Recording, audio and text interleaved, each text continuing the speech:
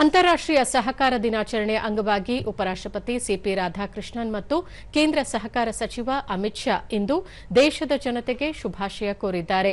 ಸಾಮಾಜಿಕ ಮಾಧ್ಯಮದಲ್ಲಿ ಉಪರಾಷ್ಟ್ರಪತಿ ದೇಶದ ರೈತರು, ಮಹಿಳೆಯರು ಮತ್ತು ಸಣ್ಣ ಉದ್ಯಮಿಗಳನ್ನು ಸಬಲೀಕರಣಗೊಳಿಸುವುದು, ಸಮುದಾಯಗಳನ್ನು ಬಲಪಡಿಸುವುದು ಮತ್ತು ಅಂತರ್ಗತ ಬೆಳವಣಿಗೆಯನ್ನು ಉತ್ತೇಜಿಸುವಲ್ಲಿ ಸಹಕಾರಿ ಸಂಸ್ಥೆಗಳು ಪ್ರಬಲ ಶಕ್ತಿಯಾಗಿವೆ ಎಂದು ಹೇಳಿದ್ದಾರೆ.